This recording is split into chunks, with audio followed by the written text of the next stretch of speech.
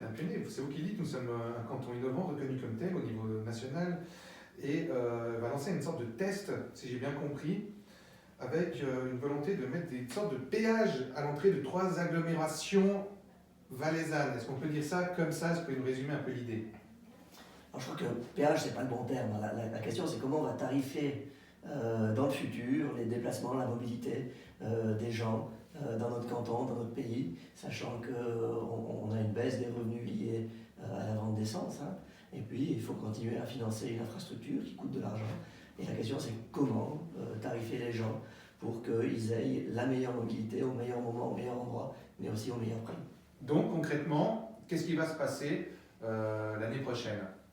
Alors, on va lancer justement ces projets pilotes à travers toute la Suisse. C'est un appel à candidature de l'Office fédéral des routes qui se pose ces questions. Et puis, le Valais a fait acte de candidature, a déposé un projet, et puis souhaite justement intégrer les réflexions liées à un canton comme le nôtre, un canton alpin, un canton touristique, un canton avec une densité plus faible qu'en ville, parce que je pense qu'on ne peut pas approcher la mobilité de la même manière si on habite une grande ville comme Zurich, ou si on habite un canton alpin comme le nôtre ou une vallée latérale par exemple. Alors forcément, les gens qui nous écoutent se posent la question, alors c'est des péages sans être des péages, c'est des régions, c'est pas tout le canton. Alors il faudrait être clair, quelle région est concernée par cette nouvelle approche? Alors les 3 régions sur lesquelles on a décidé de travailler, ce sont les régions de Sion, hein, pour avoir aussi une agglomération dans nos réflexions, et puis les deux stations symboliques les plus importantes du canton en termes de dimension, ce sont Verbier et Zermatt. Voilà les 3 régions sur lesquelles on aimerait appliquer ce type de pilote pour cette phase d'apprentissage. Je disais, c'est important hein, au niveau fédéral, il y a des projets pilotes qui vont être mis en place pour qu'on puisse faire des tarifications de la mobilité, c'est terme officiel. Ça pourrait entrer en vigueur en 2024, ça veut dire taxer vraiment les gens. Et vous anticipez les choses en disant on fait sur une base volontaire tout d'abord, c'est gratuit. Comment ça marche? Alors la première étape, c'est vraiment de collecter des informations, de comprendre le fonctionnement, les habitudes des gens, de voir comment aussi on peut influencer ces habitudes, ces comportements, pour ensuite offrir justement cette mobilité comme un service. Et pour ça, on a besoin de s'appuyer sur des données, sur des collectes de différentes sources de données, des données structurées, non structurées, les GPS, des questionnaires en ligne pour connaître les attentes des gens. Et je pense qu'on ne peut pas seulement répondre en mettant un péage, hein, comme vous l'avez dit, qui fixe un prix au kilomètre unique. Comme je l'ai dit, le prix du kilomètre à Zurich ne doit pas être le même que le prix du kilomètre en Valais, parce qu'à Zurich, on a une alternative de transport public qu'on n'a pas forcément partout de la même manière, parce que ce n'est pas opportun en Valais. Donc les gens qui le souhaitent peuvent contacter le canton du Valais, c'est ça? Par exemple, si moi personnellement je me rends tous les matins à Verbier, je devrais donner l'adresse IP de ma voiture ou le GPS de mon attel. Comment ça marche concrètement? Alors, on est dans cette période de transformation digitale hein, qui ouvre des perspectives et des opportunités assez énormes. Donc, il n'y aura pas des portiques physiques qui vont justement capter si les gens sortent de certaines zones, hein, comme on peut le voir sur certains péages comme Londres ou Stockholm par exemple. C'est plutôt sur cette dématérialisation, on est tous aujourd'hui porteurs d'outils qui nous suivent, qui nous tracent, qui donnent des informations, toujours dans le respect de la protection des données. Il y a un travail important à faire de ce côté-là. Et sur cette base déclarative volontaire, il y aura une application à installer, donc embarquée sur son mobile, sur son smartphone, qui va nous permettre de voir quel type de mobilité on consomme, on a besoin, qu'est-ce qu'on est prêt à payer, qu'est-ce qu'on n'est pas prêt à payer, le coût du stationnement aussi, hein, c'est quelque chose qui est extrêmement important. Et puis surtout, c'est un petit peu la particularité du projet pilote déposé par le Valais, c'est pas une approche uniquement routière, c'est pas du kilomètre routier pour du kilomètre routier, c'est vraiment dans une réflexion multimodale. Parfois on a besoin d'une voiture, parfois on a besoin d'un transport public, parfois on a besoin d'un vélo ou d'un transport par câble, et puis on est parfois piéton, parfois utilisateur des transports publics, et c'est vraiment le meilleur mode de transport au meilleur moment et, comme je l'ai dit, au meilleur coût qui doit être offert à la population. Donc si je résume, vous me dites si je me trompe, on pourrait télécharger une application sur son téléphone sur laquelle on pourrait voir où je suis à telle heure en mouvement. Je rentre dans Sion à 8h30 comme 10 000, 20 000 personnes. Et là, vous pouvez vous faire une réflexion pour savoir si on doit répartir mieux les gens, s'ils doivent venir un peu plus tard, un peu plus tôt, s'ils doivent prendre le train. Pareil pour Zermatt. Pourtant, Zermatt, il n'y a qu'une route qui n'est pas très empruntée, mais là aussi, vous dites que c'est important. Et Verbier également, Verbier, Val-de-Marne. Ben, c'est ça. Donc la première étape, c'est obtenir ces données pour ensuite, avec les outils d'intelligence artificielle, avec les algorithmes qui vont bien permettre d'apprendre et puis d'offrir des alternatives, les meilleures perspectives, d'inciter les gens à parfois changer aussi leur comportement pour utiliser parfois une voiture, mais peut-être parfois un vélo. Ce sont aussi les modes de consommation, la mobilité qui change. Hein. Passer aussi du statut de propriétaire du matériel roulant au statut d'usager. On consomme l'usage plutôt que la propriété. C'est aussi très générationnel. La génération qui suit n'est plus propriétaire des éléments physiques, mais seulement propriétaire de l'usage, avec ce biais qui va, enfin cette volonté qui va vers l'amélioration de la qualité de la prestation de mobilité, pas seulement de la quantité de la prestation. Une première phase, sur une base volontaire, les gens viennent et téléchargent cette application, vous verrez un peu comment ça marche. Et après, ça serait au final, voilà, vous allez taxer les gens s'il y a trop de gens à telle heure. Vous dites, non, entre 7h et 9h, quand vous arrivez à Sion, ça va coûter plus cher. Venez plutôt à 10h. C'est des choses comme ça, si on comprend bien. Tout à fait, c'est une tarification dynamique en fonction des contraintes sur le réseau. 7h, 8h moins quart, 8h15, il y a beaucoup de monde, ça bouchonne.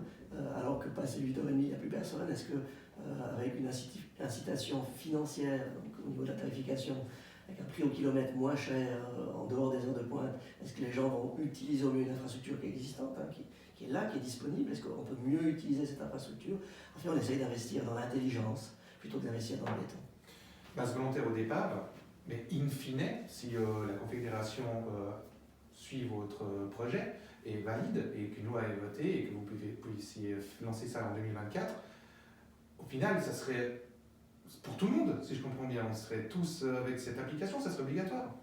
Alors, la finalité est encore lointaine, hein, donc l'évolution technologique fait qu'on verra comment ça se passe.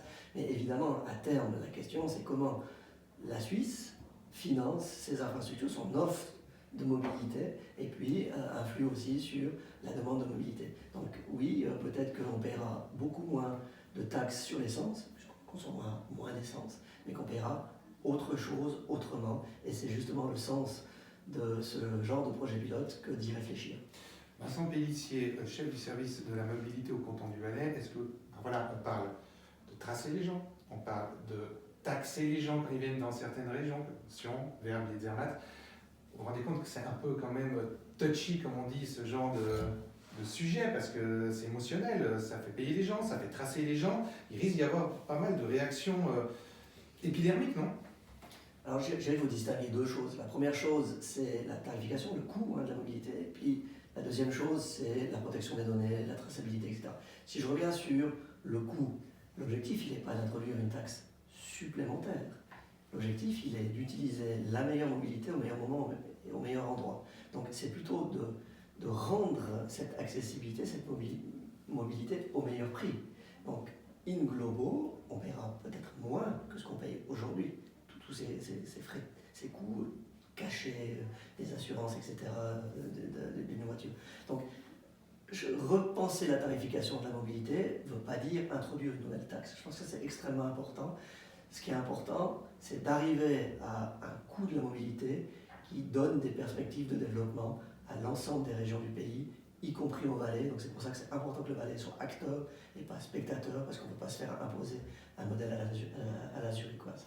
Et puis la deuxième question, c'est la question de la protection des données, la gestion de la privacité, la traçabilité, qui est une donnée qui est extrêmement sensible, qui est extrêmement importante, qu'il faut soigner, avec laquelle on doit être prudent, on doit traiter absolument ces données de manière confidentielle, en anonymisant les choses. Donc, vous voyez le paradoxe, on doit traiter la donnée de manière anonyme, mais on doit tarifier de manière individuelle. Donc où est-ce qu'on n'est pas trop intrusif, invasif dans la sphère privée?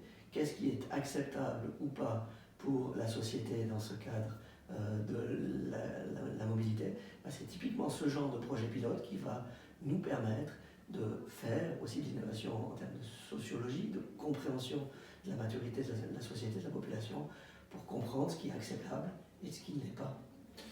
Alors je pense pour mener à bien un tel projet d'envergure, il faut développer une application qui est en mesure de protéger les données des gens. Je pense que vous êtes en relation avec le préposé cantonal à la protection des données également pour que tout se fasse dans les règles de l'art.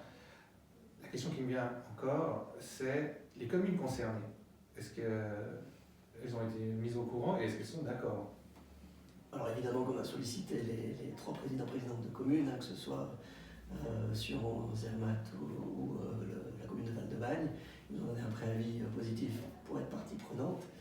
Maintenant, je dirais que le travail débute, le travail commence, on est en train de maqueter l'outil virtuel. Vous avez parlé de la soumission préposée cantonale, mais aussi peut-être préposée fédérale à la protection des données pour la bonne forme, la bonne manière, l'utilisation de la base de données, la conservation de ces données, combien de temps, etc. Donc ça, c'est vraiment un travail qui débute, qui va prendre du temps. On est à la phase initiale de ce projet, comme je dis, on est plutôt dans la phase d'acquisition de compétences, d'expériences, et le monde de la transformation digitale nous offre des perspectives assez extraordinaires, mais avec toutes les réserves et la prudence qui s'imposent. Toute dernière première question concernant ce sujet, c'est la passe volontaire. À partir de quand les gens pourront s'annoncer pour dire « ouais, moi j'aimerais bien montrer comment je fonctionne pour aider le canton à évoluer dans un sens positif ».